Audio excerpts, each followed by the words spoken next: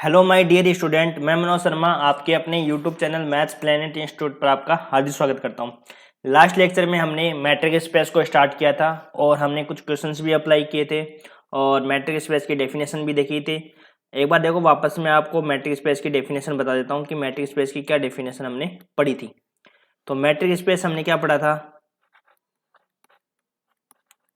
Matric space, तो उसमें हमने कुछ कंडीशंस पढ़ी थी, 4 कंडीशन पढ़ी थी कि मैट्रिक स्पेस किसको कहते हैं, है ना। तो एक्स और डी मिलकर, एक्स तो एक सेट होता है और डी उस पर क्या होना चाहिए, मैट्रिक होना चाहिए, तब एक्स और डी मिलकर दोनों क्या बनाते हैं, मैट्रिक स्पेस बनाते हैं। फर्स्ट कंडीशन क्या थी, फर्स्ट ये कंडीशन थी मैट्रिक स्पेस।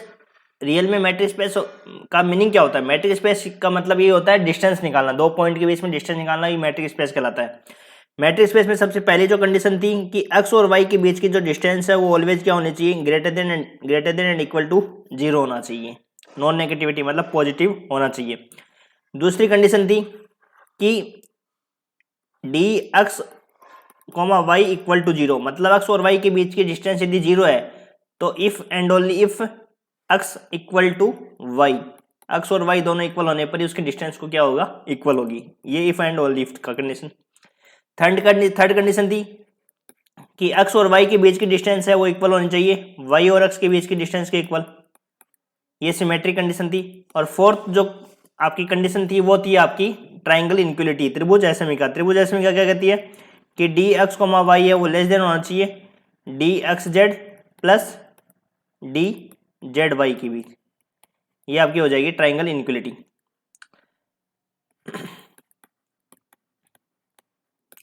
ट्राइंगल इनइक्वलिटी, ठीक है, ये अपनी ट्राइंगल इनइक्वलिटी। और ये अपना सिमेट्रिक कंडीशन, और ये आपकी नॉन नेगेटिविटी।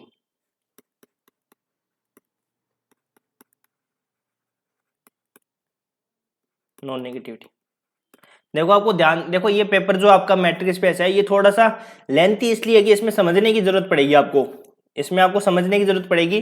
जो आपका लास्ट लेक्चर था उस लास्ट लेक्चर में कुछ बच्चों की प्रॉब्लम थी कि जो D x Y equal to 0 और 1, इसमें जो फोर्थ कंडीशन थी उसमें प्रॉब्लम थी। तो बस लास्ट में इस लेक्चर के लास्ट में आपको मैं उसकी जो M4 कंडीशन थी उसको मैं वापस से आपको रिवाइज कर दूंगा, ठीक है।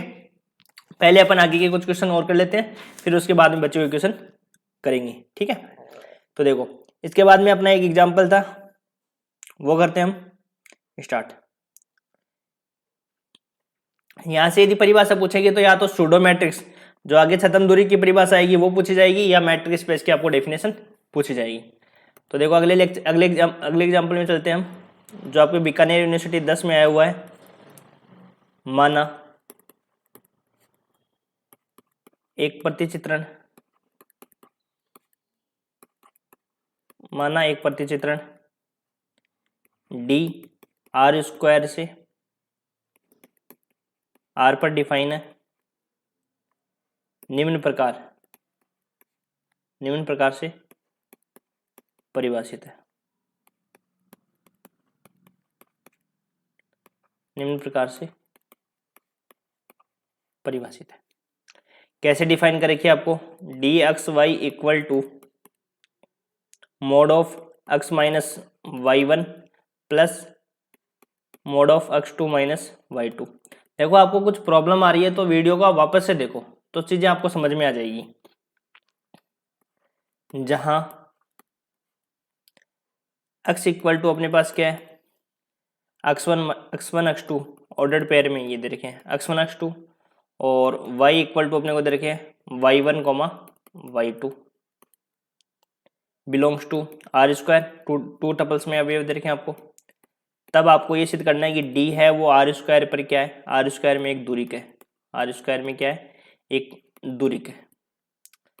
अब देखो, आपका टाइम टेबल भी वैसे आ गया तो थोड़ा सा मैं आपको उसके बारे में बता देता हूँ। देखो, फिर अपन इस पे आगे करेंगे, पहले इसको लिख देते हैं। बीकानेर यूनिवर्सिटी में 10 में आया हुआ है,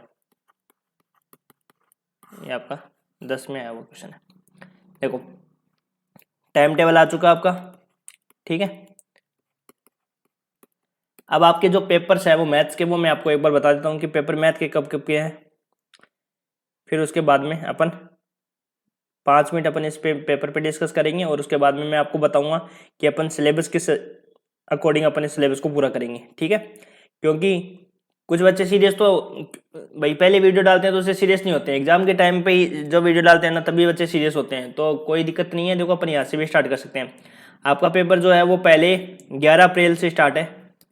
सबसे पहला जो पेपर आपको 11 अप्रैल को मिलेगा मैथमेटिक्स का पेपर है। तो पहले मैं मैथ के पेपर की डिस्कस कर लेता हूँ। 11 अप्रैल को आपका मैथमेटिक्स फर्स्ट का है, मैथमेटिक्स फर्स्ट का। 11 अप्रैल के बाद में अपना जो मैथमेटिक्स का सेकंड पेपर है वो आपका 19 अप्रैल को। आपकी बार आपके मैथ्स के पेपर पहले दिए गए हैं। 19 अप्रैल को मैथ्स सेकंड, और फिर उसके बाद में आपको दे रखा है 27 अप्रैल को। 27 अप्रैल को अपना मैथ थर्ड का पेपर है। तो सिर्फ मैं आपको 5 मिनट लूंगा, उसमें आपको मैं बता देता हूँ कि किस प्रकार से अपन सिलेबस पूरा करेंगे, ठीक है ना। अब देखो अपन के जो पेपर है वो 11 अप्रैल को पहला पेपर है और दूसरा है 19 अप्रैल को। फिर आपके आराम से इसमें 7-8 दिन की छुट्टी लास्ट वाली मिल गई। अब पहला पेपर ही आपको ही दे दिया तो आपको अब टाइम भी मिल गया पहले पेपर के लिए, आराम से बहुत सारा टाइम मिल गया। तो अपन देखो कैसे 11 पहला पेपर अपन कैसे कंप्लीट करेंगे। देखो अपना एक लेक्चर और बाकी है, जो अपनी थर्ड यूनिट चल रही है ना उसका एक लेक्चर बाकी है, ठीक है। वो जैसे ही कंप्लीट होगा तब आपके इसका अगली यूनिट आएगी लीनियर ट्रांसफॉर्मेशन, जो मैंने आपको करवा रखी है। थोड़ा बहुत इसके 1-2 लेक्चर बाकी है, वो 1-2 लेक्चर और मैं अपलोड कर दूंगा। उसके बाद में आपकी यूनिट नंबर जो ये थर्ड यूनिट है और ये यूनिट नंबर 4 है वो भी आपकी कंप्लीट हो जाएगी। फिर मैं इसके बाद में स्टार्ट करूंगा यूनिट नंबर 5। तो यूनिट नंबर 5 है वो लीनियर अलजेब्रा में ही आपकी है, उसको कंप्लीट कर देंगे। फिर इसके बाद में जो रिंग थ्योरी में एक यूनिट तो आपको करवा रखी है, जो एक यूनिट और बचेगी वो और करवा दूंगा। बस इसके बाद में आपका फर्स्ट पेपर कंप्लीट हो जाएगा। अब पेपर सेकंड की बात करें तो पेपर सेकंड से पहले कम से कम 8 दिन की छुट्टी आपकी है। कितने दिन की छुट्टी है? 8 दिन की छुट्टी है। तो उसमें जो अपन के जो पेपर है वो एक तो कॉम्प्लेक्स एनालिसिस, उसको आप अच्छे से तैयार कर लो, उसकी मैंने 2 यूनिट अच्छे से कंप्लीट करवा दी है। इसके बाद में जो आपका पेपर है उसके बाद में आता है मैट्रिक स्पेस। मैट्रिक स्पेस चल ही रहा है। मैट्रिक स्पेस के ज्यादा से ज्यादा आपकी वीडियोज बनेंगे ना तो आपकी कम से कम वीडियो बनेंगी 20 वीडियोज, मान लो एज अभी सपोज मान रहा हूँ कि 20 वीडियो बनेंगी। 20 वीडियो में कंप्लीट तो नहीं होगी बट जितना भी कम से कम आपको 2 यूनिट इसमें कवर करने की कोशिश करूंगा। 20 लेक्चर में आपके 2 यूनिट कम से कम कवर करने की कोशिश करूंगा। इसलिए आप इन लेक्चर्स को देखो, नोट्स बनाओ, जल्दी सी मैट्रिक स्केच के कंप्लीट करो, जिससे आपके लिए दोनों पेपर कंप्लीट हो जाएंगे। फिर बचेगा अपना पेपर थर्ड है। पेपर थर्ड में भी आपको मैं हेल्प करूंगा, ऐसी कोई बात नहीं है कि पेपर आपको कोई भी पेपर में हेल्प नहीं करूंगा, आराम से सारे पेपर में हेल्प होगी। आप वीडियोज को देखना स्टार्ट करो, क्योंकि मैंने भी कुछ स्ट्रेटेजी बना रखी है पेपर को किस प्रकार से कंप्लीट करवाना है ना। तो आप भी उनको फॉलो करो वीडियोज को। अब इसके देखो जैसे ही मैट्रिक स्पेस अब स्टार्ट किया है ना, मैट्रिक स्पेस के कम अब वीडियो आपके बड़े बड़े 1-1.25 घंटे के वीडियो आएंगी, तो आराम से सिलेबस हो जाएगा। लेकिन आप कोशिश ये करो कि इन वीडियो को देखना स्टार्ट कर दो, क्योंकि बाद में लास्ट में वीडियो देखोगे ना एग्जाम के टाइम में, तब आपको वीडियो में प्रॉब्लम आ सकती है। क्योंकि लास्ट में पढ़ा हुआ इतना याद नहीं रहता जितना कि आप पहले बार उसको पढ़ लेते हो, नोट्स बना लेते हो। रिवाइज करने से ज़्यादा कॉन्सेप्ट मजबूत होते हैं। एक बार पढ़ने में और 5 बार पढ़ने में फ़र्क होता है, ठीक है ना। एक बार पढ़ के करके आओगे ना तब तो आप जैसे 10 लाइन याद करके जाओगे, मान लो 10 लाइन आप कवर करते हो तो आपके 10 लाइन में से कम कितनी लाइनें याद रहेगी एक बार में पढ़ के जाओगे, तब तो 4-5 होती है। और यदि आप यही लाइनें यदि कम से कम आप पहले 2-3 बार पढ़ लेते हो ना तो आप कम से कम 7 से 8 लाइन को अच्छे से कवर कर सकते हो एग्जाम में, ठीक है ना। तो इसलिए 5 वीडियो में तो ये मान के चलो मैट्रिक स्पेस कंप्लीट हो जाएगा। फिर उसके बाद में आपकी यूनिट 5 स्टार्ट कर देंगे। तो सिलेबस की टेंशन मतलब आप उनको पढ़ो अब, और अब पढ़ाई करना स्टार्ट कर दो। अब आपने जितना भी टाइम वेस्ट कर दिया वो ठीक है, कोई ना, प्रैक्टिकल में भी टाइम निकल गया, अब पढ़ाई स्टार्ट कर दो, ठीक है ना। तो देखो सबसे पहले अपने को जो मैट्रिक स्पेस दे रखी है ना, वो मैट्रिक क्या दे रखी है, लेट dxy इक्वल टू अपने को दे रखा है mod of x minus y1 plus mod of x2 minus y2। इसको समझने की जरूरत है। देखो ये मैट्रिक स्पेस है ना, ये थोड़ा सा थ्योरेटिकल पेपर है, तो इसमें समझने की जरूरत है आपको किस प्रकार से प्रूव करना पड़ता है। और ये जो चैप्टर है ना, ये तो बहुत ईजी चैप्टर है। इसको एक बार आप समझ में आ गए ना आपको एक कॉन्सेप्ट इसका, तो आप आराम से खुद भी सारे सवाल कर सकते हो। तो देखो सबसे पहले मैट्रिक सिद्ध करना है, तो मैट्रिक की जो सबसे पहली कंडीशन होती है वो क्या होती है कि एक्स और वाई के बीच की डिस्टेंस क्या होती है, ऑलवेज पॉजिटिव होनी चाहिए, greater than and equal to 0 होनी चाहिए। ये अपने को प्रूव करना है। तो देखो प्रूव करते हैं फर्स्ट कंडीशन को। D x Y equal to अपने पास क्या दे रखी है, mod of x1 minus y1 plus x2 minus y2, ये आपको मैट्रिक्स डिफाइन कर रखी है।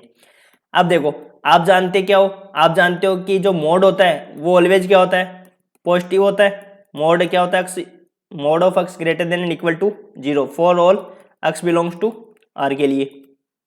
ठीक है, इसका मतलब देखो ये वाला मॉडुलस ये भी पॉजिटिव और ये भी पॉजिटिव, तो इन दोनों का योग भी क्या होगा, पॉजिटिव होगा, और इस वजह से क्या हो जाएगा, डी एक्स वाई के बीच की डिस्टेंस क्या हो जाएगी, ऑलवेज पॉजिटिव हो जाएगी। तो साइड में लिख देंगे कि mod of x1 minus y1 greater than and equal to 0 और mode of x2 minus y2 ये भी आपका क्या है, greater than and equal to 0। तो यहाँ से अपन क्या बोल सकते हैं, यहाँ से अपन ये बोल सकते हैं कि ये वाला पार्ट भी पॉजिटिव और ये वाला भी पार्ट पॉजिटिव, इसकी वजह से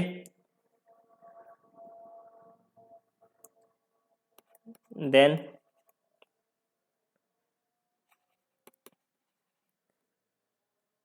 D x Y is greater than and equal to 0। ठीक है, तो यहाँ से अपन बोल सकते हैं ये वाला भाग भी पॉजिटिव और ये भी पॉजिटिव, तो ये वाला डी एक्स वाई है वो भी आपका क्या होगा, ग्रेटर देन इक्वल टू 0। ये आपकी होगी फर्स्ट कंडीशन। सेकंड कंडीशन कहती है कि x और y के बीच की डिस्टेंस यदि 0 है तो x और y दोनों क्या होंगे, इक्वल होंगे। ये प्रूव करना है। तो देखो कैसे प्रूव करेंगे, अपन क्या करेंगे, डी एक्स वाई को इक्वल टू 0 ले लेंगे, तो इक्वल टू 0 आएगा यहाँ पे।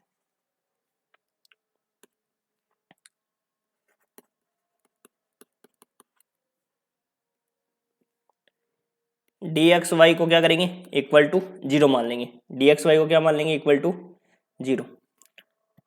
और यहाँ से अपन प्रूव करके दिखाएंगे एक्स और वाई दोनों बराबर है। तो देखो यहाँ से D x Y equal to 0, तो डी एक्स वाई बराबर अपने को क्या डिफाइन कर रखा है, mod of x minus y1 plus mod of x2 minus y2 equal to 0। ठीक है, अब आपको पता है कि मोड x इक्वल टू यदि 0 होता है तो यहाँ से x क्या होता है, 0 के बराबर होता है, यही होता है। तो यहाँ से देखो इन दोनों का योग 0 के बराबर है, इसका मतलब ये भी 0 के बराबर होगा और ये भी 0 के बराबर होगा। तो यहाँ से क्या हो जाएगा, mod of x minus y1 equal to 0 तथा x2 माइनस y2 भी क्या होगा, 0 होगा। तो आपका मोड यदि इक्वल टू 0 है तो यहाँ से क्या हो जाएगा, x1 माइनस y1 क्या हो जाएगा, 0, और यहाँ से हो जाएगा x1 और y के 1 के बराबर, और यहाँ से क्या हो जाएगा x2 माइनस y2 0 के बराबर, और यहाँ से x2 है वो y2 के बराबर, x1 x2 के बराबर और सॉरी x1 y1 के बराबर और x2 है वो x2 y2 के बराबर हो गया। इसका मतलब x1 तो x2 के बराबर, x1 क्या हो गया, y1 के बराबर, और x2 किसके बराबर होगा, y2 के बराबर हो गया। तो यहाँ से लिख सकते हैं अपन x1 और x2 किसके बराबर हो गया, y1 और y2 के बराबर। तो यहाँ से ये ऑर्डर्ड पेयर के रूप में, तो ये किसके बराबर हो जाएगा, ये टोटल x है और ये टोटल क्या है, y है। कन्वर्स में यदि प्रूव करेंगे तो ये इधर वाले तीर का निशान लग जाएगा, x बराबर यदि y है तो इसका मतलब ये हुआ x1 x2 किसके बराबर हुआ, y1 y2 के बराबर, और यहाँ से ये आ जाएगा और फिर यहाँ से ये, तो ये कन्वर्स में आपका प्रूफ हो जाएगा। तो ये थर्ड कंडीशन अपनी, सेकंड कंडीशन अपनी प्रूफ हो गई। ठीक है, क्योंकि अपने को ऑर्डर्ड पेयर में दे रखे हैं भाई, x बराबर क्या डिफाइन कर रखा है, x1 x2, और y बराबर क्या दे रखा है, y1 y2। अब कंडीशन संख्या थर्ड को प्रूव करते हैं। थर्ड में क्या कहता है कि D x Y equal to D Y X होना चाहिए।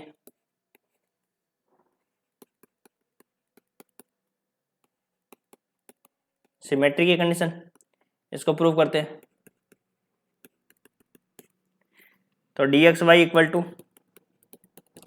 Mode of x1 minus y1 plus x2 minus y2। Mod में अपन यदि माइनस ले लेते हैं, यदि इसमें माइनस कॉमन लेंगे तो ये क्या बन जाएगा, y माइनस x1, और ये क्या बन जाएगा, y2 माइनस x2। तो यहाँ से ये किसका मान हो गया, ये आपका हो गया डी वाई एक्स का मान, डी वाई एक्स का मान हो गया। ठीक है, अब अपन को प्रूव करना है fourth condition, triangle inequality.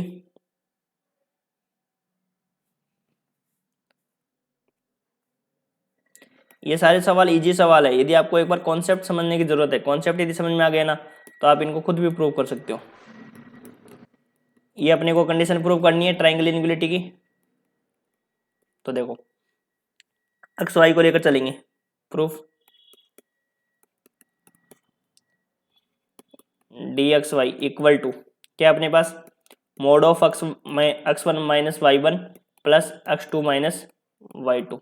Z को इंक्लूड करा दो अंदर, तो x one minus Z one जोड़ देंगे अपन दोनों साइड।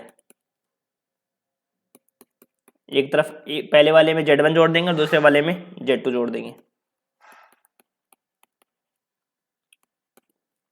ठीक है, अब आपको पता है इन सब का मोड अलग अलग करेंगे तो राइट साइड वाले का मान क्या हो जाएगा, बढ़ जाएगा। तो कर दो अलग अलग mod, mod of x one minus Z one plus mod of Z one minus Y one. ठीक है, plus x two minus Z two plus Z two minus Y two. तो यहां से ही किसके बराबर हो गया,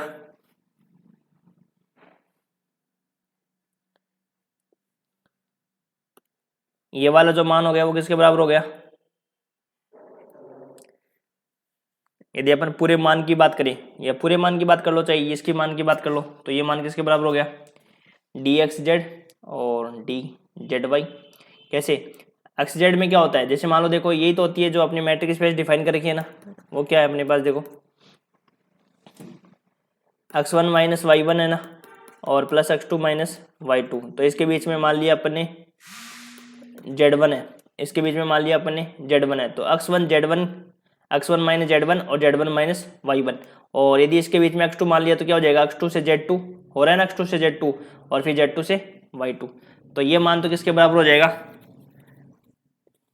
डी एक्स जेड के बराबर हो जाएगा।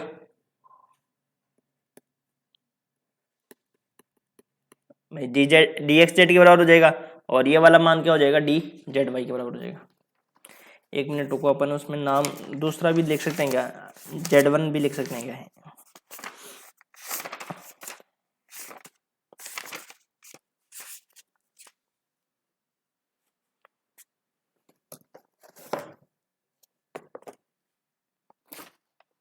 आप ही की बुक को फॉलो करते हैं। देखो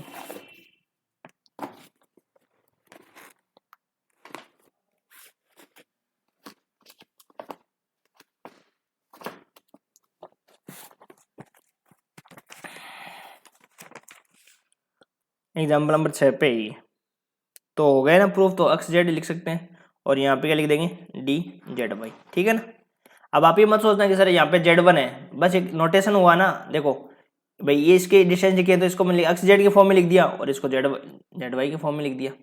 ये वाला पार्ट क्या हो गया, इसमें कॉमन क्या हो गया, जेड टू हो गया ना पता, तो यहाँ से हो गया डी एक्स वाई है वो किससे छोटा हो गया,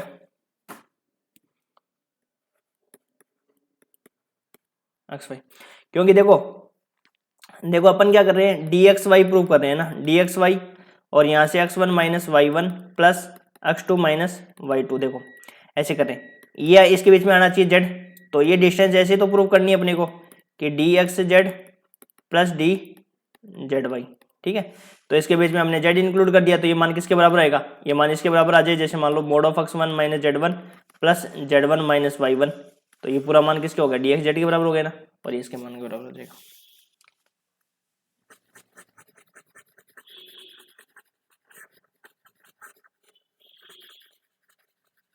तो ये हो गया अपनी ट्राइंगल इनइक्वालिटी सेटिस्फाई।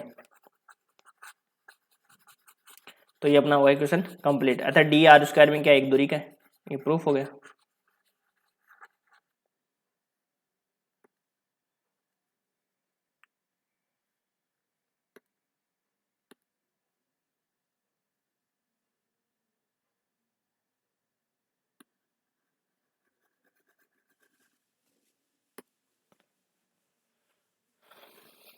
लिख देंगे। अच्छा डी है वो आर स्क्वायर में क्या एक दूरी का है,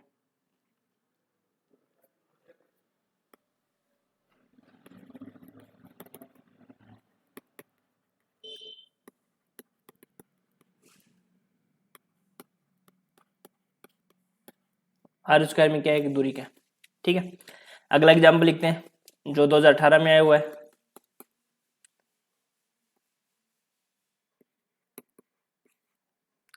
2018 में एग्जाम्पल आया हुआ है।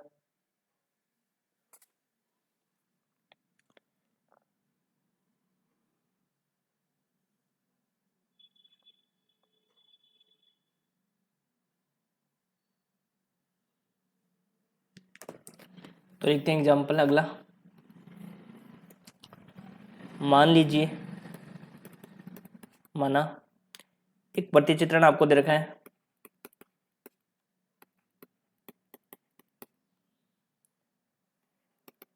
आर स्क्वायर से आर स्क्वायर पे आर पे डिफाइन है में D x Y equal to अपने को दे रखा है maximum mod of x1 minus y1 और mode of x2 minus y2, ये आपका मैक्सिमम मान दे रखा है, से परिभाषित है।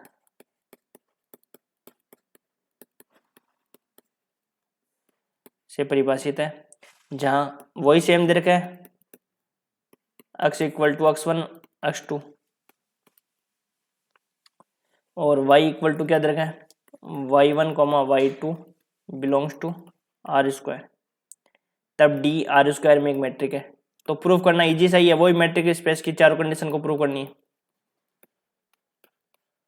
दूरी के। तो देखो कैसे प्रूव करेंगे। प्रूफ सबसे पहले जो आपको दिया होता है मैट्रिक वो लिख लेते हैं, let D x Y equal to अपने को दे रखा है मैक्सिमम वैल्यू दे रखी है maximum of mod of x1 minus y1 और mode of x2 minus y2।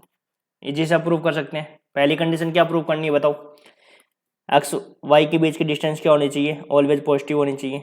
तो m1 कंडीशन ये प्रूव करना है। तो देखो प्रूव करते हैं फर्स्ट कंडीशन।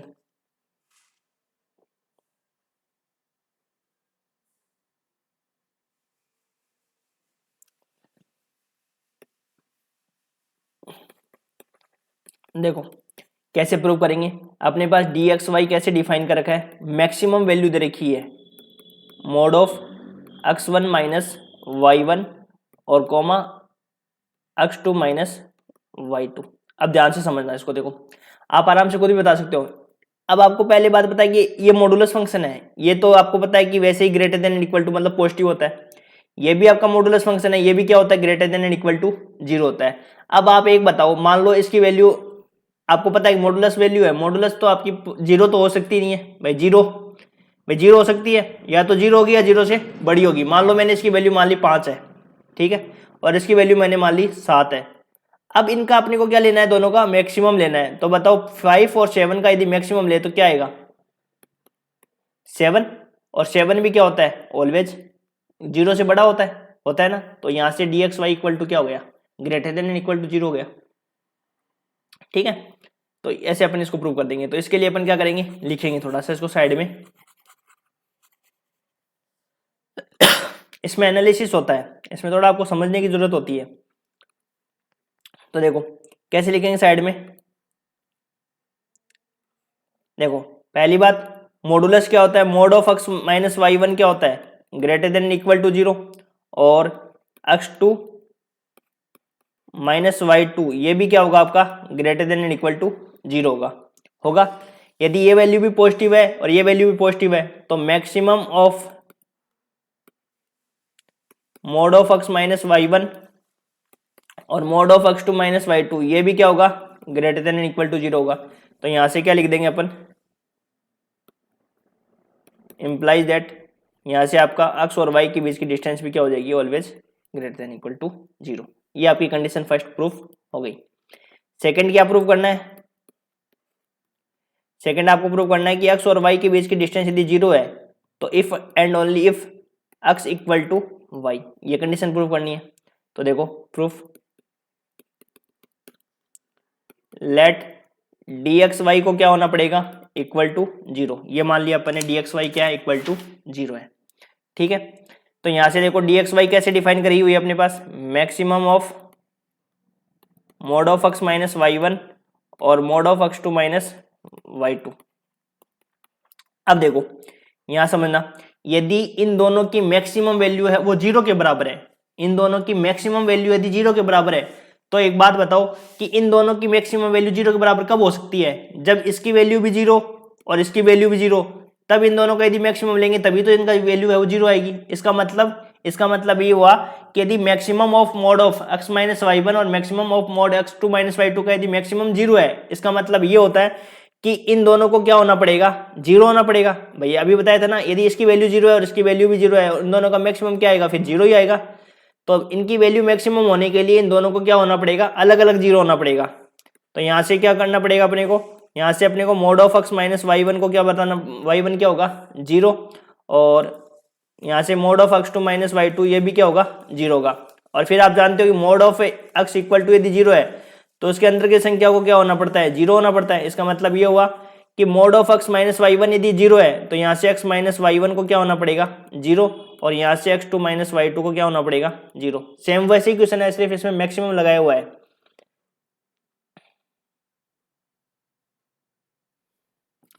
तो यहाँ से क्या हो जाएगा अपने पास? x1 है वो y1 के बराबर हो जाएगा और x2 है यहाँ से y2 के बराबर हो जाएगा। तो यहाँ से हो जाएगा अपने पास implies that x1 x2 y1 और y2 के बराबर। यहाँ से हो जाएगा अपने पास क्या?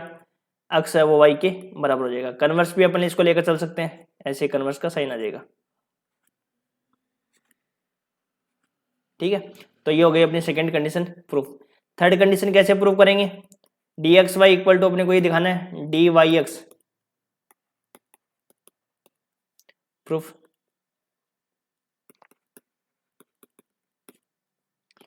डी एक्स वाई को लेकर चलेंगे। D x Y equal to अपने पास क्या है? Maximum of mod of x minus Y one और mod of x two minus Y two.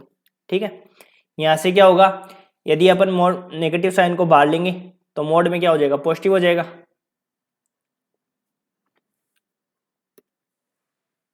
तो यहां से हो जाएगा अपने पास क्या? Maximum y minus x one और y2 माइनस एक्स टू। तो यहाँ से हो जाएगा अपने पास y माइनस एक्स वन के मैक्सिमम वैल्यू, तो क्या आएगा? ये किसकी वैल्यू हो गई? डी वाई एक्स की वैल्यू। तो ये अपने पास कंडीशन हो गई third proof. Fourth condition triangle inequality.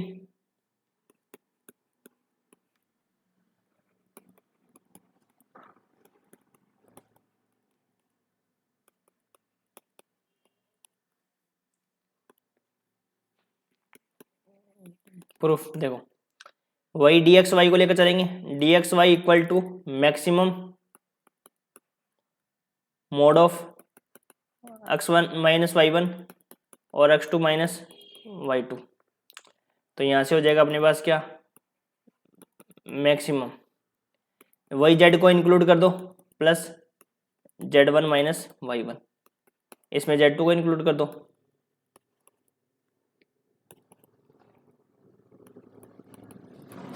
बस सेम वैसे ही है, लेस देन हो जाएगा ये किसके? मैक्सिमम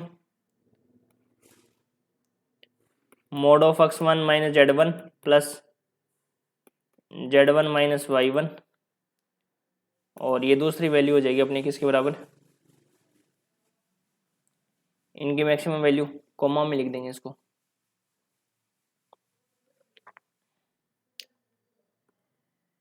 प्लस वाले को कैसे लिखते हैं? कॉमा में लिखते हैं ना, या पहले अलग अलग ऐसे मोड प्लस में लिख दो और फिर अपने उसको अलग अलग कर देंगे। Plus Z two minus Y two. ठीक है, अब ऊपर प्लस वाली की कैसे डिफाइन कर रखी है भाई? अब mod of x minus Y one plus mod of x two minus Y two कैसे लिख रखा है? डिफाइन कर रखी है ना, जो स्टार्टिंग में डिफाइन कर रखी है d x Y equal to maximum mod of x minus Y one x two minus Y two.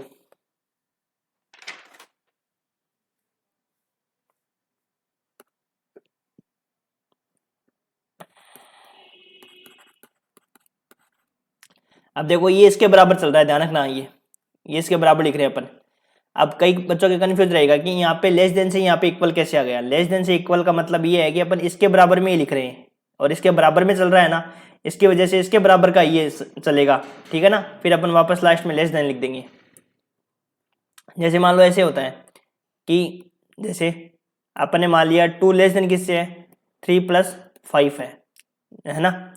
तो यहाँ पे क्या करें अपन, इसको बराबर लिख सकते हैं, इसको सोल्व करेंगे बस, सिर्फ इसको सोल्व कर दिया 8, तो यहाँ से 8 आ गया, तो यहाँ से फिर लास्ट में क्या लिख देंगे, 2 है वो 8 से छोटा हो गया।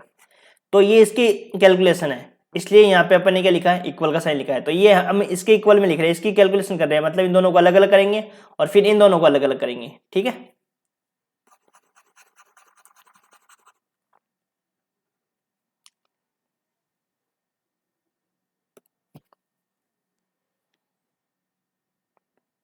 ये आप लेस देन लगा दो, फिर इसमें कन्फ्यूज कर दोगे। यहाँ पे इसके इक्वल में लिख रहे हैं mode of x minus Z1 comma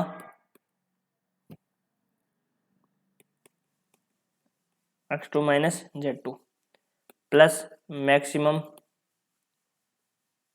Z1 minus Y1 और Z2 माइनस Y2। और ये कैसे डिफाइन कर रखी है, ये तो जाएगा आपका पास dxz और ये हो जाएगा dzy।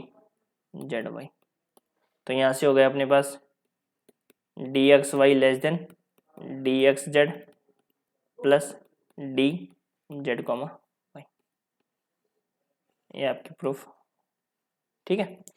तो यहाँ से क्या हो जाएगा, अतः d है वो r स्क्वायर में एक दूरी का है,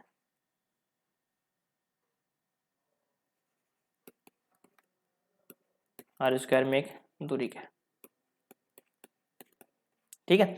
ये इसके इक्वल में इसलिए आया है क्योंकि इसके सॉल्यूशन है ये, ठीक है ना। अब अपन आगे क्वेश्चन करते हैं, एग्जांपल अगला।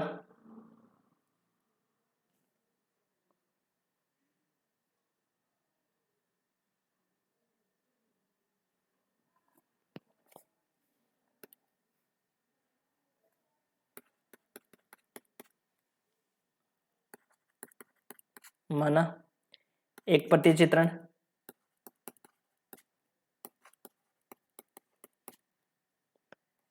डी आर स्क्वायर से आर पर डिफाइन है में D x Y equal to mod of x minus y upon 1 plus mod of x minus y से परिभाषित है।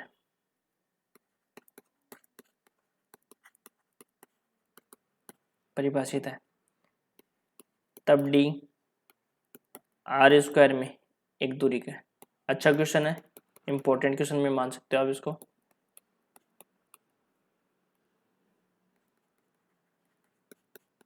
अच्छा क्वेश्चन ये देखो कैसे सॉल्व करेंगे इसको। सबसे पहले लेट जो दिया होता है उसको लिखते हैं, let D x Y equal to अपने को दे रखा है mod of x minus y upon 1 plus mod of x minus y, ठीक है। सबसे पहली कंडीशन जो होती है वो क्या होती है कि डी एक्स वाई क्या होना चाहिए, greater than and equal to 0 होना चाहिए। तो फर्स्ट कंडीशन इसको प्रूव करते हैं। तो देखो सबसे पहले बात कि डी एक्स वाई को लेकर चलना होता है। D x Y equal to अपने पास क्या है, mod of x minus y upon 1 plus mod of x minus y. अब आपको पता है, देखो इस बात को समझो यहाँ से कि ऊपर फंक्शन किसका है, मोड का है। ऊपर फंक्शन क्या है, मोड का है, और मोड का फंक्शन आपको पता है ऑलवेज क्या होता है, पॉजिटिव होता है ना भाई। ये फंक्शन मान लो 5 है, ठीक है। और यहाँ से अपन ये क्या लिख सकते हैं, ये नीचे वाला भी पॉजिटिव ही होएगा। तो यहाँ से अपन क्या कर सकते हैं, देखो mod of x minus y upon 1 plus mod of x minus y, ये भी क्या होगा, पॉजिटिव ही होएगा नहीं होएगा, क्योंकि नीचे भी फंक्शन मोड का ही है।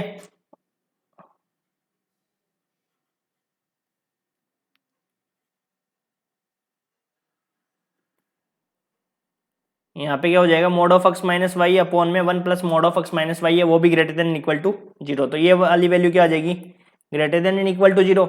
और यहाँ से क्या हो जाएगा अपने पास डी एक्स वाई क्या हो जाएगा, greater than and equal to 0। ये भी ऊपर भी पॉजिटिव नीचे भी पॉजिटिव, तो पॉजिटिव फंक्शन क्या रहेगा, भाग देंगे तो पॉजिटिव फंक्शन ही आएगा। तो ये कंडीशन हो गई फर्स्ट प्रूफ। सेकेंड कंडीशन,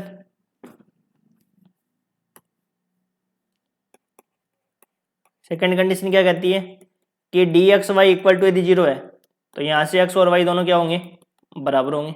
तो प्रूव करते हैं इसको।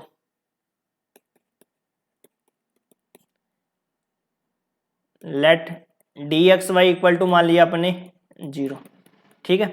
तो यहाँ से क्या हो गया अपने पास, mod of x minus y upon 1 plus mod of x minus y equal to 0। अब आपके पास ये फंक्शन जो है वो रेशनल फंक्शन है, और रेशनल फंक्शन में यदि रेशनल फंक्शन यदि इक्वल टू 0 होता है तो इसका मतलब न्यूमरेटर को क्या होना पड़ेगा, 0 होना पड़ेगा। रेशनल फंक्शन यदि 0 के इक्वल हो रहा है तो यहाँ पे न्यूमरेटर क्या होगा, 0 होगा। तो ऐसे लिख सकते हो, रेशनल फंक्शन है ना,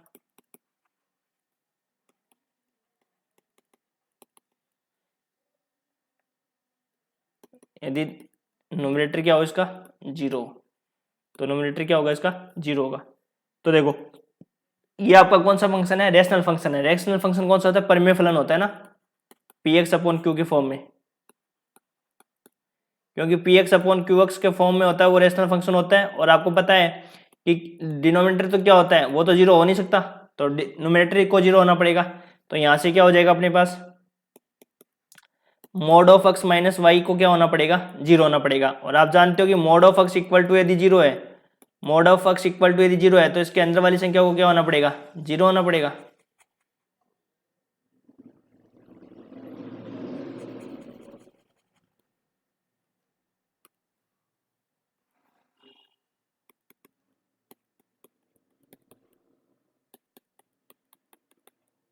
तो यहाँ से क्या हो जाएगा अपने पास, x minus y equal to 0, और यहाँ से हो जाएगा अपने पास x equal to Y.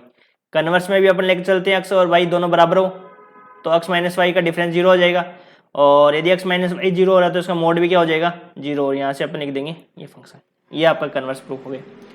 Condition संख्या थर्ड M3। M3 क्या कहती है कि डी एक्स वाई है वो किसके इक्वल होगा, डी वाई एक्स के।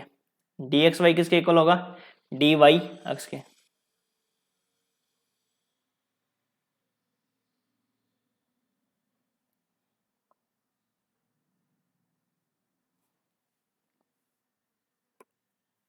तो देखो d x Y equal to अपने पास क्या है, mod of x minus y upon में 1 plus mod of x minus y. सबसे आप क्या करो, माइनस कॉमन लोगे तो मोड में कोई फर्क नहीं पड़ेगा, तो ये हो जाएगा वाई माइनस एक्स अपॉन क्या हो जाएगा 1 प्लस वाई माइनस एक्स। तो यहाँ से क्या हो जाएगा, ये किसकी वैल्यू हो जाएगी, डी वाई एक्स की वैल्यू हो जाएगी।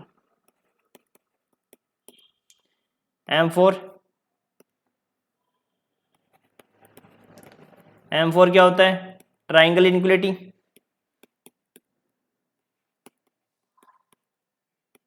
मेन इंपॉर्टेंट क्या होता है, ट्राइंगल इनइक्वालिटी होती है। ट्राइंगल इनइक्वालिटी यदि आपको समझ में आ गई ना, तो ये मान के चलो आप आराम से सारे सवाल कर सकते हो कि ट्राइंगल इनइक्वालिटी है ना, उसमें ही आपको समझने की जरूरत होती है ज्यादातर, ठीक है ना।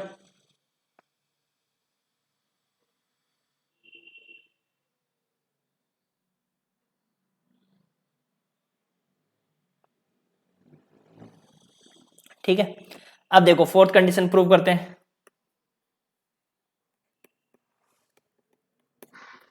फोर्थ कंडीशन को क्या करते हैं, प्रूव करते हैं। देखो फोर्थ कंडीशन क्या है, d x Y equal to अपने पास क्या है, mod of x minus y upon 1 plus mod of x minus y.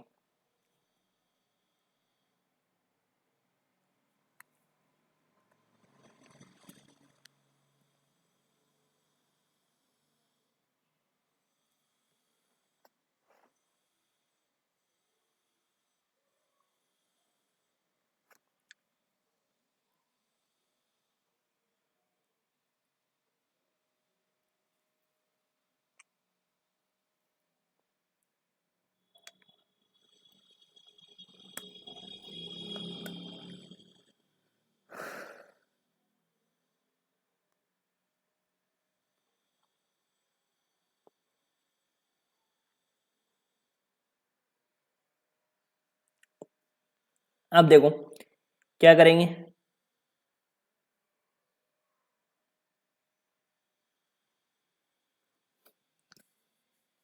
अब देखो यहां से क्या करेंगे,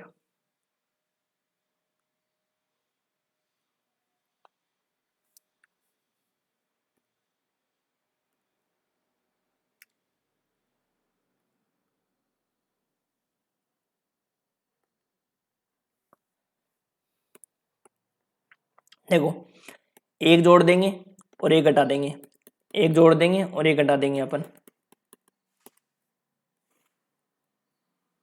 1 plus mod of x minus Y.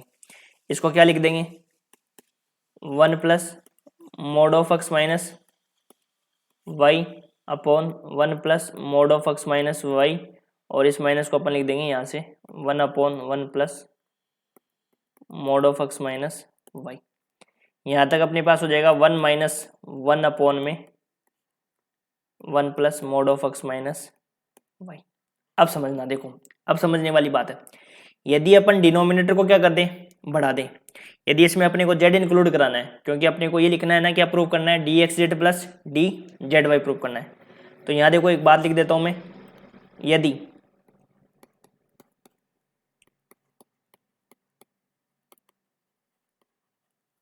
Denominator को बढ़ा दें,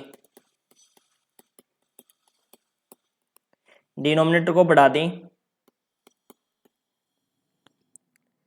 तो आने वाला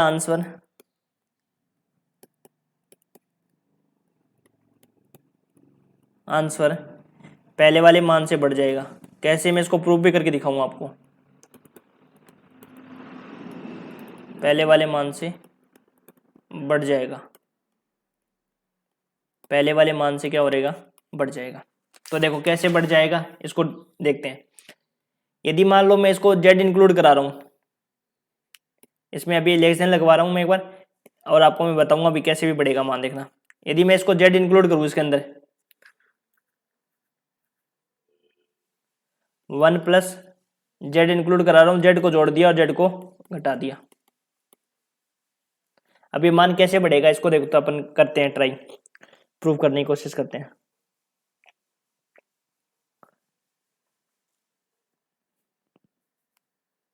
देखो कैसे बढ़ेगा ये मान, अपन राइट साइड में देखते हैं। देखो जैसे मान लो मैंने क्या मैंने क्या करा कि मैंने z को इंक्लूड करा दिया, ठीक है। जैसे मान लो ये मान है 1 माइनस 1, और जब मैं इसका मोड अलग अलग करूंगा, ठीक है, तो इसका मैं मोड अलग अलग करता हूं, तो less than and equal to 1 minus 1 upon 1 plus mod of x minus z plus mod of z minus y. ये मैंने मोड क्या कर दिया, अलग अलग कर दिया। अब डिनोमिनेटर को मैंने क्या किया, बढ़ा दिया।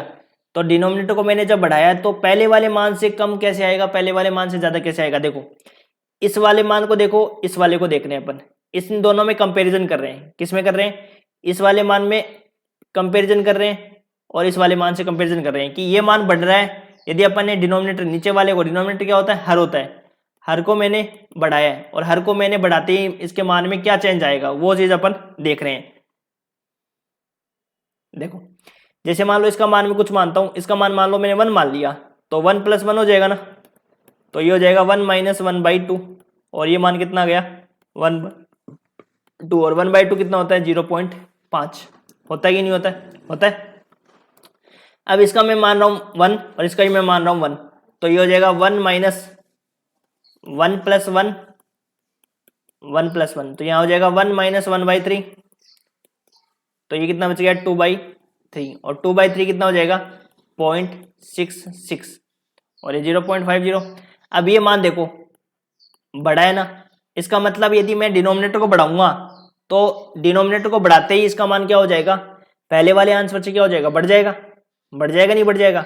बस यही चीज अपन इसको करना चाह रहे हैं। वो अपन क्यों कर रहे हैं, ये चीज अपन क्यों कर रहे हैं, ये चीज अपन इसलिए कर रहे हैं क्योंकि अपन यदि इसको बढ़ा देंगे ना तो अपने को z को इंक्लूड कराना है, फिर अपन एलसीएम से इसको सोल्व करेंगे तो अपने वाली जो ट्रायंगल इनइक्वालिटी है वो अपनी प्रूफ हो जाएगी। इसलिए अपन ने बढ़ाया है, और कोई अपना मेन मकसद नहीं था। मेन मकसद ये था कि ट्रायंगल इनइक्वालिटी को प्रूव करना था, ठीक है। तो देखो इसका मतलब ये हुआ, देखो अपने क्या फायदा हुआ कि डिनोमिनेटर को हमने बढ़ा दिया, तो डिनोमिनेटर को बढ़ाने से क्या फायदा हुआ कि इधर वाली साइड का मान क्या हो गया, बढ़ गया, क्योंकि अपने को इनइक्वालिटी को क्या कराना था, इंट्रोड्यूस करवाना था। इनइक्वालिटी को इंट्रोड्यूस तभी करवा सकते हैं कि जब इधर वाली साइड का मान बढ़ेगा, तभी तो करवा सकते हैं। अदरवाइज ये मान और ये मान सेम होता तब अपन इनइक्वालिटी को अपन इंट्रोड्यूस भी नहीं करवा सकते थे, ठीक है ना। इनइक्वालिटी को क्या करना था, एंट्री करवानी थी, तो इनइक्वालिटी को एंट्री तभी करवा सकते हो जब इधर वाली साइड का मान बढ़ेगा। ऐसे थोड़ी कि इधर वाली साइड का मान बढ़े ही नहीं और इनइक्वालिटी अपन कह दिया कि, एक बात बताओ, जैसे मान लो मैं 0 है वो 5 से 0 मान लो, ऐसे मान लेते हैं 5 मान लो 4 से छोटा है, ऐसे कह देंगे क्या 5 और 4 से छोटा हो जाएगा? हो जाएगा कहने से? नहीं होगा ना। अपन इसको प्रूव कर रहे हैं, अपन ये थोड़ी कह दिया कि ये वाली साइड बढ़ गई, ऐसे थोड़ी कह देंगे, ये गलत है। लेकिन अपन इसको जरूर कह सकते हैं कि 4 वो मान से 5 से बड़ा होता है, 4 है वो 5 से छोटा होता है ना, ऐसे प्रूव कर सकते हैं। तो इसी प्रकार अपन ऐसे नहीं बता सकते कि इधर वाली साइड का मान बढ़ेगा, इनक्वलिटी अपन ऐसे नहीं लगा सकते। इनक्वलिटी में प्रूव करना होता है कि अपन को इनक्वलिटी इधर वाली साइड क्यों लगी, क्योंकि ये वाली साइड का मान जो है वो पहले कितना था 0.5 था, और अब इसका मान मैंने बढ़ाकर क्या कर दिया 0.4, इसका मतलब इधर वाली साइड का मान बढ़ गया। अब अपन इसको सोल्व करेंगे, और इसको जब सोल्व करेंगे तो इसके बराबर में आएगा, साइन इक्वल में आएगा, इक्वल का साइन आएगा, ध्यान रखना। अब ये मत कहना कि सर ये लेस देन इक्वल टू है, वो इक्वल में कैसे चेंज हो गया? इक्वल में चेंज नहीं हुआ है, इसको अपन सोल्व कर रहे हैं, इसको अपन क्या कर रहे हैं सोल्व कर रहे हैं, और सोल्व करने के लिए अपन ने क्या लगाया इक्वल के साइन, मतलब इसके बराबर में चल रहा है ये मान, ठीक है ना। आपकी बुक में कई जगह बहुत जगह ये मिलेगा कि आपकी वही लेस देन से फिर इक्वल का साइन लग जाता है, तो इसका मतलब यही होता है कि अपन उसी इस मैटर को सोल्व कर रहे होते हैं, इस चीज को अपन क्या कर रहे हैं सोल्व कर रहे होते हैं, ठीक है ना। इसलिए मैंने इसके क्या लगाया इक्वल लगाया, ठीक है ना। तो देखो एलसीएम ले लो, एलसीएम से इसको प्रूव करेंगे तो यहां से हो जाएगा mod of x minus z plus mod of z minus y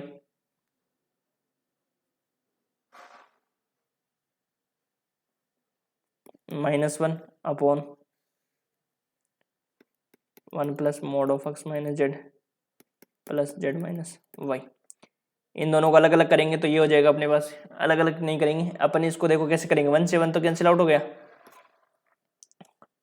ये तो हो जाएगा mod of x minus z upon 1 plus mod of x minus z plus mod of z minus y plus mod of z minus y upon 1 plus mod of x minus z plus mod of z minus y.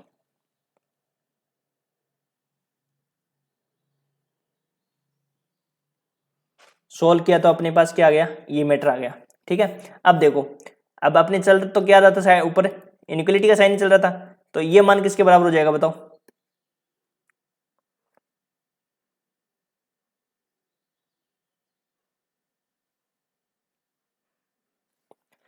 अब अपन क्या करेंगे, देखो यहां समझो, यदि मैं इस वाले पद को हटा दूं तो भी कोई फर्क नहीं पड़ेगा, तो यहां से मैं क्या लिख दूंगा mod of x minus z upon 1 plus x minus Z. यदि मैं इस वाले नीचे वाले पद को हटा भी दूंगा तभी इसका मान तो वही सेम रहेगा, मतलब इधर वाली साइड का ही मान बढ़ा रहेगा।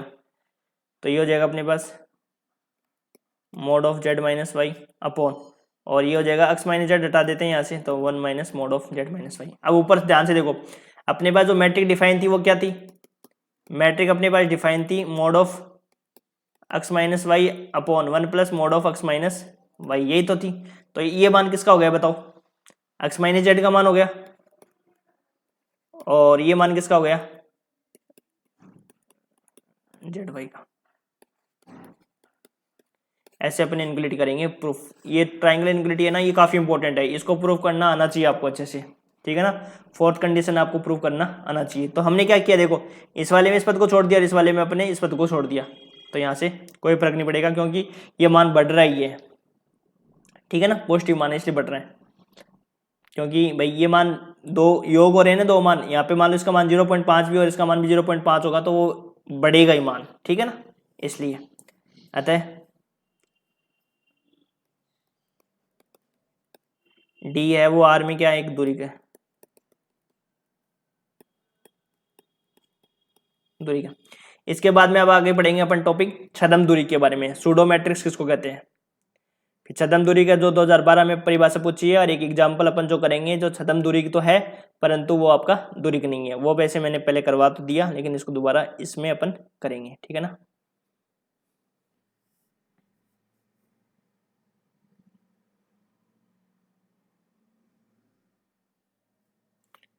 तो लिखते हैं छद्म दूरी, छद्म दूरी सूडो मैट्रिक्स,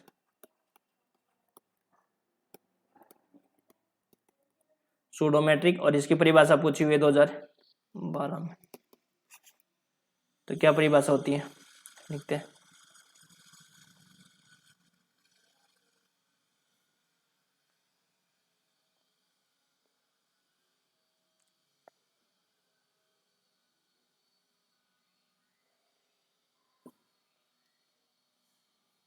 देखो क्या परिभाषा होती है, माना x एक अरिक्त समुच्चय है,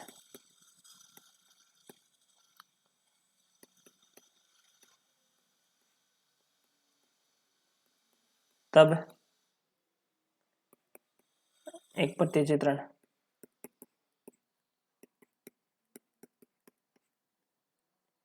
d x क्रॉस x से r में डिफाइन है, एक छद्म दूरी कहलाती है।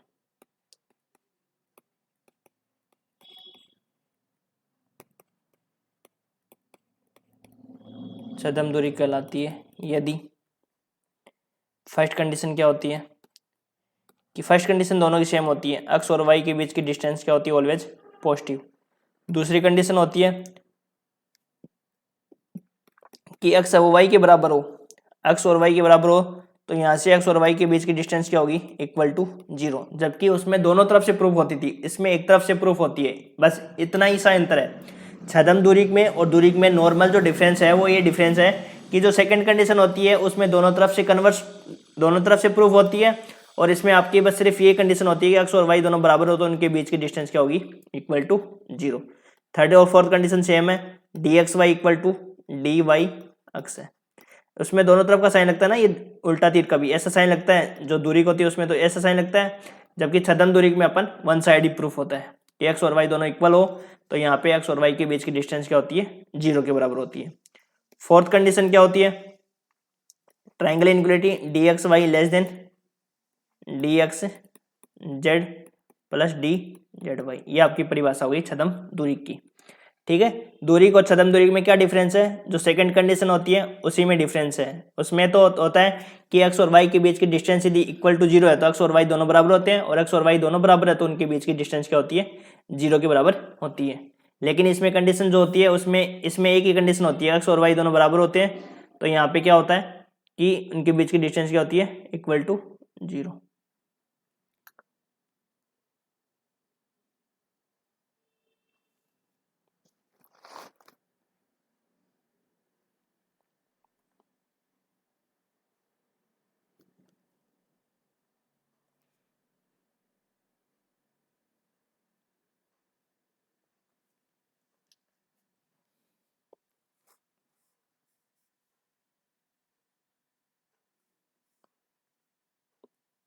इसके आगे लिखो छद्म दूरी की समष्टि किसको कहते हैं, pseudo matric space.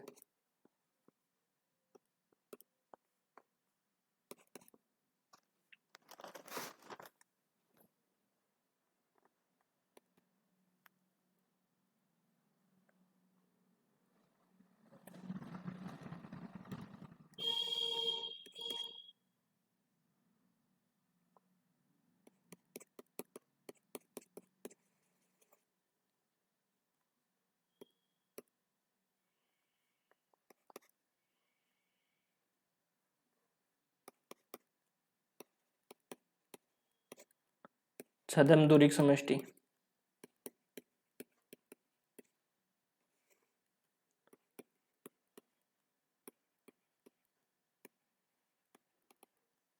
Pseudo matric space.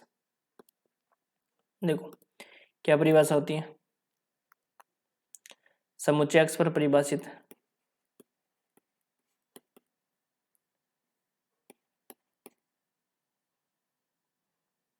D के साथ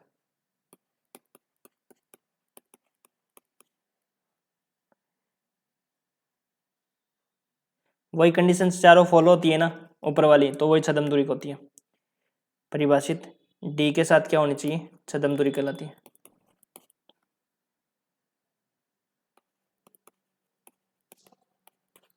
छद्म दूरी समष्टि कहलाती है।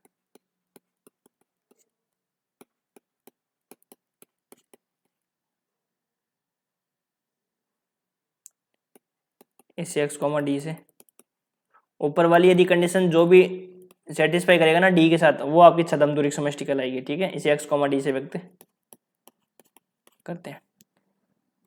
एग्जाम्पल लिखो अगला, एक छद्म दूरी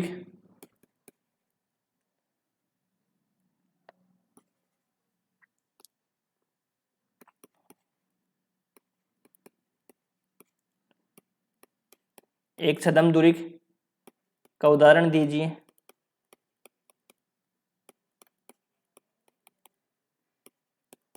जो दूरिक नहीं हो, जो दूरिक नहीं हो। एग्जाम्पल ऐसे भी पूछा जा सकता है,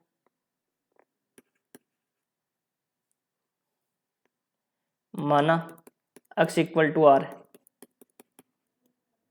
और डी एक्स वाई, मैंने आपको एग्जाम्पल करवाया था तब बताया भी था, d x Y equal to x square minus y square, ये आपका छद्म दूरी का उदाहरण है, ये दूरिक नहीं बनाता है क्योंकि सेकंड कंडीशन सेटिस्फाई नहीं होती है ना इसमें। तब सिद्ध कीजिए कि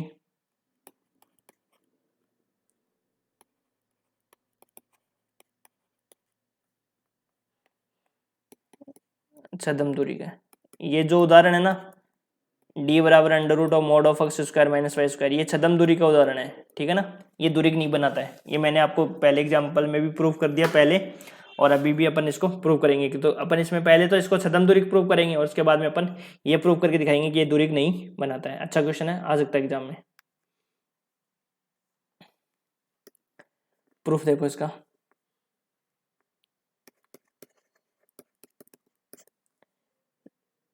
late d R cross R से आर पर डिफाइन है such that d x Y equal to, पहले अपने को इसको सूडो मैट्रिक्स सिद्ध करना है, तब सिद्ध करना है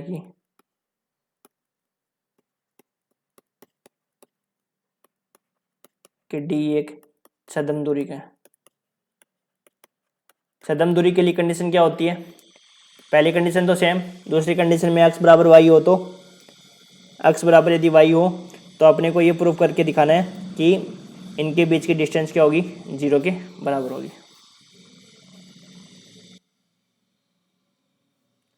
तो देखो फर्स्ट कंडीशन,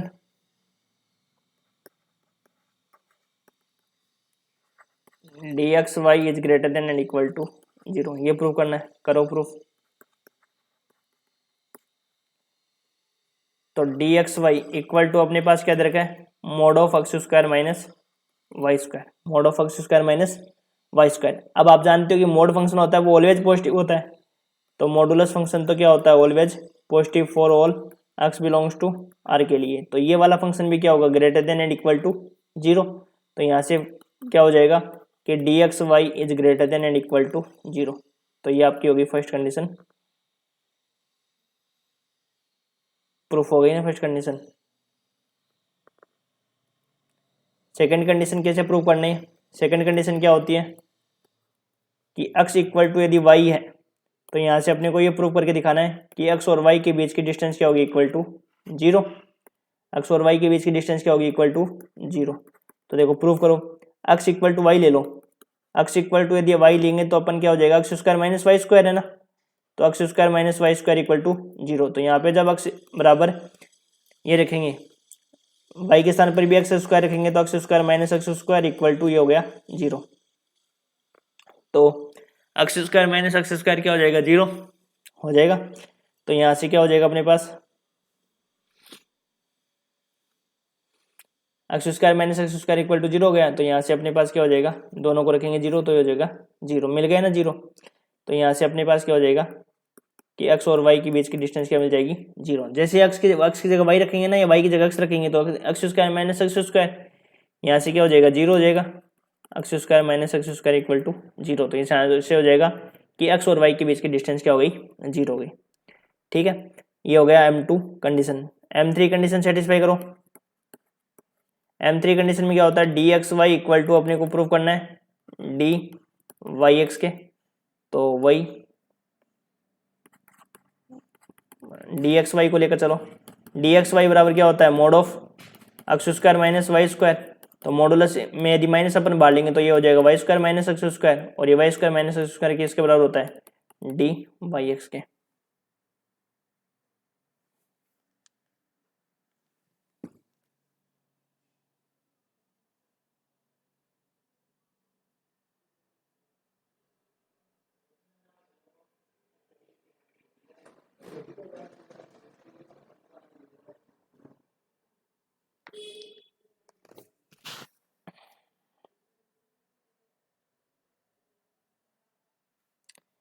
तो ये कंडीशन होगी अपनी फोर्थ कंप्लीट।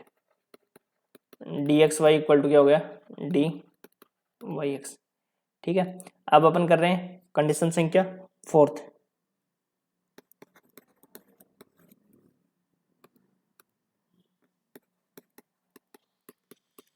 ये आपकी ट्रायंगल इनइक्वालिटी है, x Z plus z y, prove करो इसको।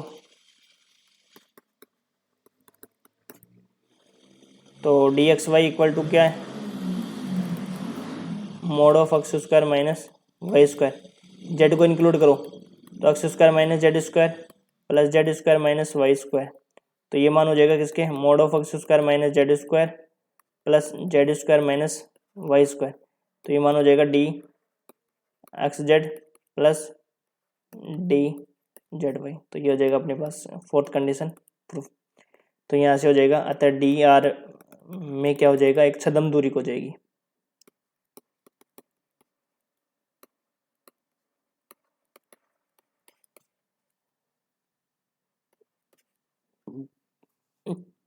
लेकिन अपन यदि बात करें इसकी कन्वर्स की, अब ये दूरी क्यों नहीं होगा, इसके लिए देखते हैं।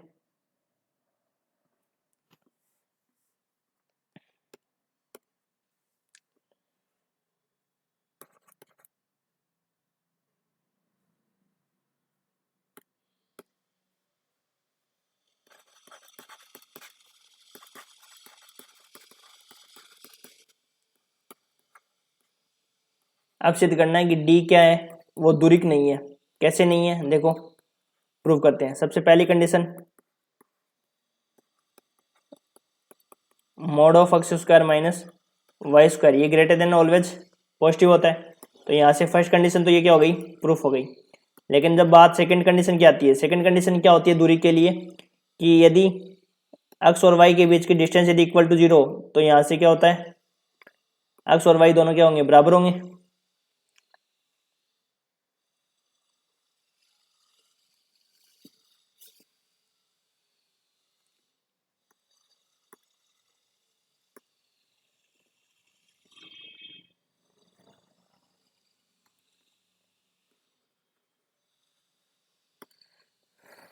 सेकंड कंडीशन क्या होती है कि एक्स और वाई के बीच की डिस्टेंस यदि इक्वल टू 0 है, तो यहाँ से क्या हो जाएगा, एक्स और वाई दोनों बराबर हो जाएंगे। तो इसको प्रूव करते हैं। तो यहाँ पे देखो, डी एक्स और वाई के बीच की डिस्टेंस को यदि इक्वल टू 0 लेते हैं, तो यहाँ से क्या हो जाएगा, mod of x square minus y square equal to 0।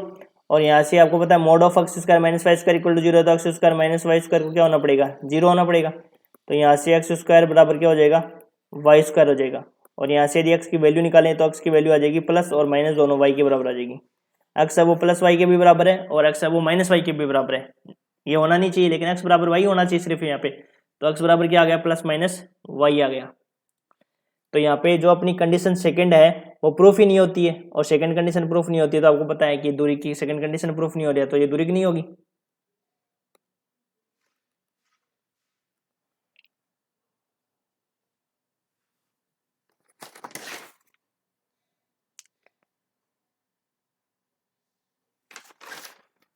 आता है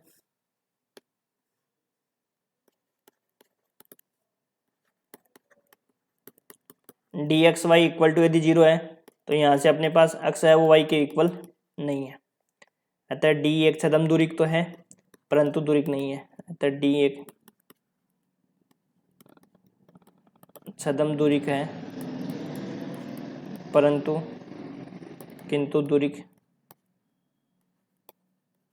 किंतु डी क्या है, वो आपकी दूरिक नहीं है। ये अपने पास कंडीशन प्रूफ हो गई। अब अगले वाले लेक्चर में हम करेंगे जो 4 महत्वपूर्ण ऐसे निकाय हैं उनका प्रूफ करेंगे, और वो एग्जाम में पूछी जाती है, इनको अपन करेंगे। ठीक है, अगले लेक्चर में। Thank you.